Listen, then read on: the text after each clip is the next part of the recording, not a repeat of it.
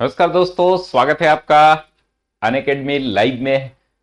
आज हम दोस्तों बात करेंगे एक बहुत ही महत्वपूर्ण मुद्दे पर। बार बार फोन कॉल और मैसेजेस आ रहे थे, यूट्यूब पे कमेंट भी कई आए हैं ढेर सारे। तो दोस्तों, बुक लिस्ट को लेकर के बहुत सारी समस्या रहती है आप लोगों के दिमाग में।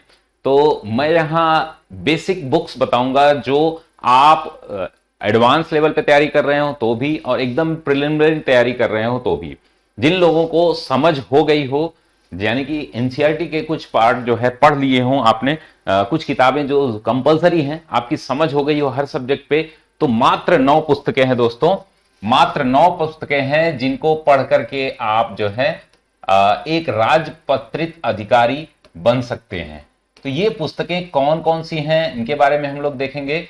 साथ ही ये भी देखेंगे कि इन 9 पुस्तकों के अलावा क्या करने की आवश्यकता है आपको। दोस्तों नमस्कार, दोस्तों स्वागत है आपका अनअकैडमी लाइव में। मैं आपका दोस्त धनंजय सिंह, अभियान सिविल सर्विसेज का फाउंडर, अभियान समसामयिकी का संपादक और अनअकैडमी का एजुकेटर, आप सभी का स्वागत करता हूं।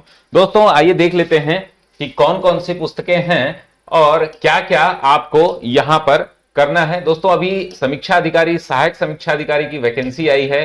हमारी टीम द्वारा ढेर सारे कोर्सेज लाए गए हैं दोस्तों। यूपी ट्रिपल एससी पेट के लिए यहां पर पूरी तैयारी आपको कराई जा रही है। यूपीएसआई फाउंडेशन बैच चल रहा है, यहां पर आप इससे जुड़ सकते हैं। साथ ही यूपीपीएससी आरओ जिसके बारे में हम लोग यहां पर बात कर रहे हैं, समीक्षा अधिकारी।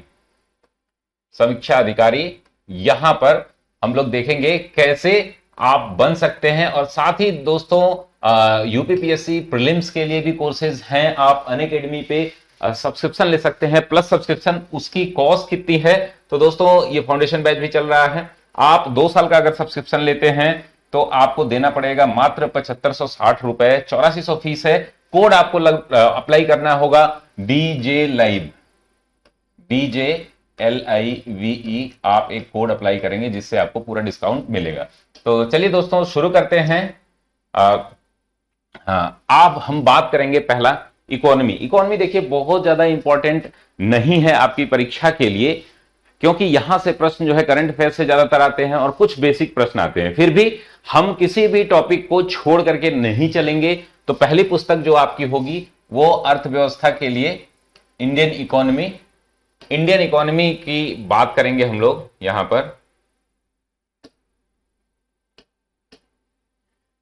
भारतीय राज व्यवस्था, भारतीय अर्थव्यवस्था।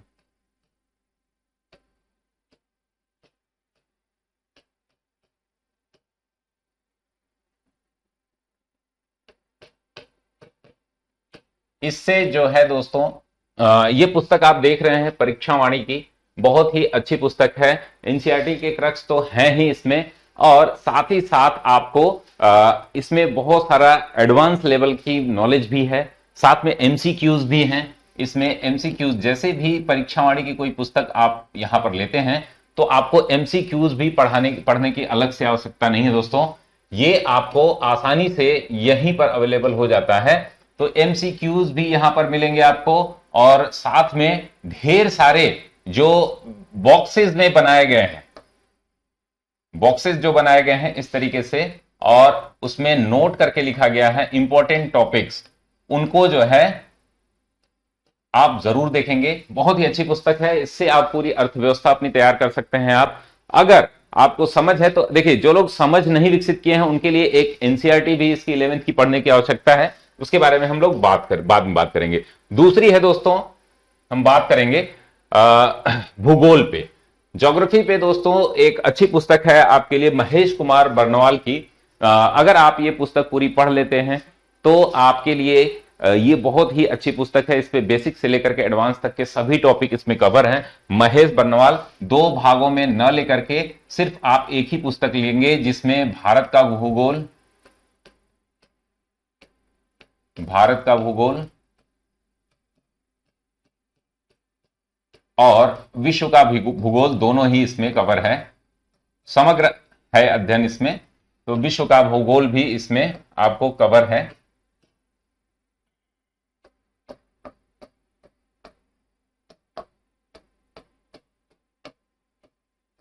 तो ये दूसरी पुस्तक हो गई दोस्तों।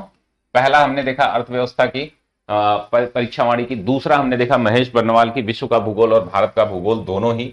साथ में हम तीसरी पुस्तक पे बात करेंगे जो इतिहास के लिए है, इतिहास, जो कि एक महत्वपूर्ण आपका टॉपिक है। यहां से 20 प्रश्न रहेंगे। और ये किस परीक्षा के लिए बात हो रही है दोस्तों, तो ये समीक्षा अधिकारी, सहायक समीक्षा अधिकारी, जो लोग केवल इसी पे फोकस्ड हैं, ये किताबें पढ़ करके आप इसको बार बार कई बार पढ़ के यहां से काम चला सकते हैं दोस्तों।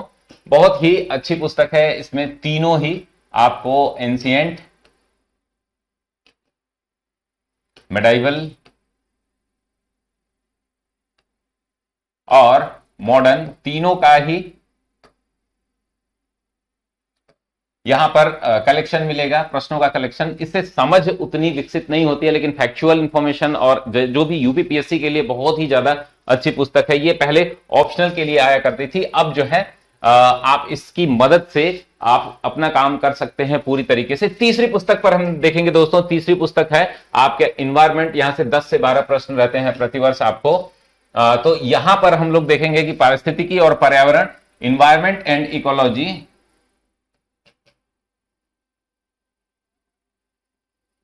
इन्वायरमेंट एंड इकोलॉजी के लिए इसमें एमसीक्यूज भी दिए हुए हैं। प्रीवियस ईयर क्वेश्चन आपको देखना बहुत ही ज्यादा जरूरी होता है दोस्तों। प्रीवियस ईयर क्वेश्चंस के एमसीक्यूज जो है बहुत ही ज्यादा इंपॉर्टेंट होते हैं।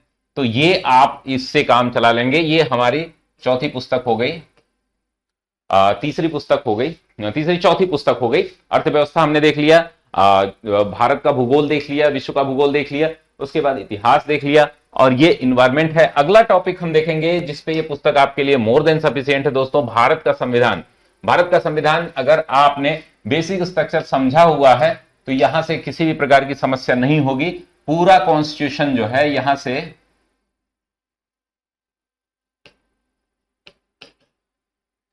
से आप समझ सकते हैं। साथ ही में दोस्तों आपको यहां पे एमसीक्यूज भी यहीं से मिलेंगे। एमसीक्यूज जो आपके प्रीवियस ईयर क्वेश्चंस हैं वो भी यहां पर मिलते हैं। तो ये भी आप बहुत ही अच्छी पुस्तक है कॉन्स्टिट्यूशन की।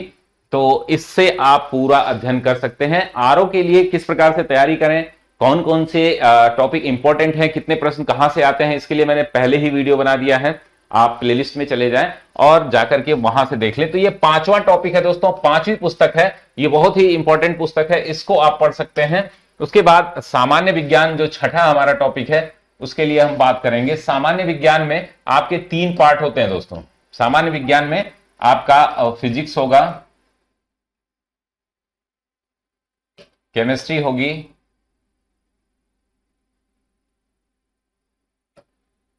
होगी, और बायोलॉजी होगी। इन तीनों को का इसमें समग्र है। आप ये टीएमएच की है, टीएमएच प्रकाशन, टाटा मैकग्रा हिल की, शीलवंत सिंह सर की है। ये बहुत ही अच्छी पुस्तक है। इसके लिए आप जो है विज्ञान को अलग से पढ़ने या समझने की आवश्यकता नहीं होगी। यहां से आपके जो 20 से 25 प्रश्न आते हैं वो कवर हो जाएंगे पूरी तरीके से। ये समीक्षा अधिकारी जो कि एक राजपत्रित अधिकारी आप बनने जा रहे हैं, बहुत कम संसाधन में बार बार पढ़ने से ही चीजों का होता है। तो 7वें नंबर टॉपिक पे हम देखेंगे दोस्तों आपका यूपी स्पेशल। यूपी स्पेशल जो है ये भी यहां से 3 से 4 प्रश्न आते हैं। यूपी स्पेशल में आप बहुत ज्यादा कुछ करने की आवश्यकता नहीं है, बस इस पुस्तक को, इसकी जगह कुछ ऑप्शनल भी मैं बता देता हूं। अगर आपको परीक्षावाणी की भी पुस्तक आती है उसकी भी ले सकते हैं। अभी देखिए कुछ लोग इस पे कमेंट करेंगे कि ये पुस्तक अच्छी नहीं है, वो पुस्तक अच्छी नहीं है। मैं अपने अनुभव से बता रहा हूं दोस्तों, सिर्फ आप एक टॉपिक पे एक ही पुस्तक रखें और उसी को बार बार पढ़ें। 80% कंटेंट हर जगह मिलेंगे। इन पुस्तकों को जिनका भी मैं नाम बता रहा हूं, इन सभी पुस्तकों में आपकी गलतियां बिल्कुल ही नहीं है। तो 7वां नंबर टॉपिक ये हो गया आपका, 7वीं पुस्तक हो गई। 8वीं पुस्तक हम देखेंगे, ये आपकी सामान्य हिंदी के लिए। तो 3 पुस्तकें हैं, तीनों में से एक आप ले सकते हैं हिंदी के लिए, और ये प्रारंभिक परीक्षा के लिए काम की होगी। मुख्य परीक्षा के लिए मेरे जो क्लासेस आप अटेंड कर सकते हैं अनअकैडमी पे, मेरे नोट्स ले सकते हैं निबंध के लिए, तो वो उसके लिए कोई पुस्तक नहीं है दोस्तों। मुख्य परीक्षा के लिए नोट्स ही आपके लिए। तो ये 3 पुस्तकें हैं, और तीनों में से कोई भी हिंदी शब्द अर्थ प्रयोग डॉक्टर हरदेव बारी जी की है, और डॉक्टर पृथ्वीनाथ पांडे जी की है आपकी सामान्य हिंदी, और वासुदेव नंदन सर की है, डॉक्टर वासुदेव नंदन सर की है आधुनिक हिंदी का इतिहास, शब्द व्याकरण और रचना, आधुनिक हिंदी व्याकरण और रचना। ये तीनों पुस्तकों में से कोई एक लेनी है आपको, ये नहीं कि तीनों आपको ले लेनी है, कोई एक ले लेंगे इसमें से तो आपका पूरा काम हो जाएगा। साथ ही साथ दोस्तों करंट अफेयर्स के लिए क्या करें, तो करंट अफेयर्स के लिए मैंने एक मैं अपने अनुभव से बता रहा हूं कि ये पुस्तक जो है आपके लिए यूपीपीएससी में बहुत ही लाभकारी होगी। प्रतियोगिता दर्पण की जो वार्षिक विशेषांक आता है, मंथली वाली, इसकी पुस्तक उतनी अच्छी नहीं है अगर हम देखेंगे पीसीएस के पॉइंट ऑफ व्यू से। और अगर आप मंथली पढ़ते हैं, मंथली मैगजीन लेते हैं, तो मंथली मैगजीन सबसे अच्छी जो है मार्केट में वो है क्रॉनिकल। क्रॉनिकल दो तरीके की आती है, आरओ के लिए आप कुछ नहीं करेंगे तो आप पतली वाली, जो पतली वाली आती है, ये पतली क्रॉनिकल, वो आप ले सकते हैं, जिससे आपका पूरा काम हो जाएगा मंथली ले रहे हैं तो। एनुअल मैगजीन लेने से, ये 2020 का है, इसमें 2021 का आप लेंगे। और साथ ही कुछ लास्ट में अगर आप नोट्स बना रहे हैं तो डेली करंट अफेयर्स के नोट्स आप जो है जरूर बनाएं। डेली नोट्स जो है किसी वेबसाइट को फॉलो करके आप डेली नोट्स बना सकते हैं और यहां से आपका पूरा काम हो जाएगा। तो दोस्तों अगर आपको कोई और जानकारी चाहिए, अब ये मैं एक लास्ट में बता देता हूं कि ये पुस्तक उन लोगों के लिए है जिन लोगों ने एनसीईआरटी का अध्ययन किया है। 11 एनसीईआरटी हैं, 11 एनसीईआरटी हैं। अगर आप पूरी तैयारी करना चाह रहे हैं, बिल्कुल एकदम नए हैं, तो आप जो है 11 एनसीईआरटी भी आपको पढ़नी होगी। जैसे इतिहास के लिए 3 एनसीईआरटी है, ज्योग्राफी के लिए 3 एनसीईआरटी है, एक पॉलिटी के लिए है, एक अर्थव्यवस्था के लिए है, आप एक इन्वायरमेंट पे एनसीईआरटी है, इन सामान्य विज्ञान पे 9-10 की एनसीईआरटी है दो, वो आप पूरा अध्ययन करेंगे।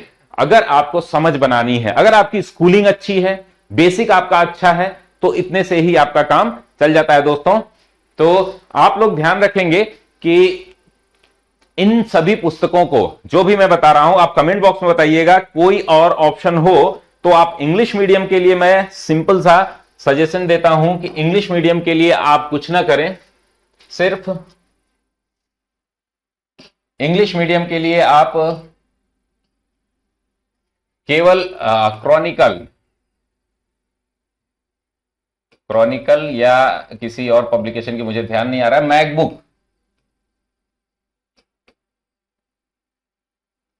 मैकबुक की बुक पुस्तकें आती हैं, सारे टॉपिक पे बहुत ही ज्यादा इंपॉर्टेंट है। इन्वायरमेंट पे इन्वायरमेंट एंड इकोलॉजी पे शंकर आईएएस की पुस्तक आती है, शंकर आईएएस की वो पुस्तक आप ले सकते हैं। और साइंस पे टीएमएच की ही, जनरल साइंस जो है टीएमएच की ही आती है, सिलवन सर की टीएमएच की ही आप ले सकते हैं। और हिंदी तो आपको वैसे ही पढ़ना है। निबंध और उसकी जिम्मेदारी मुझ पर छोड़ दीजिए दोस्तों, मैं पूरी क्लासेस लूंगा। यहां पर निःशुल्क क्लासेस मैं आपको डेली लेता रहूंगा, तो आप जो है यहां पर इसको ज्वाइन करिए। और कोई भी सजेशंस हो तो आप जो है मुझे कमेंट बॉक्स में जरूर बताइए। धन्यवाद दोस्तों।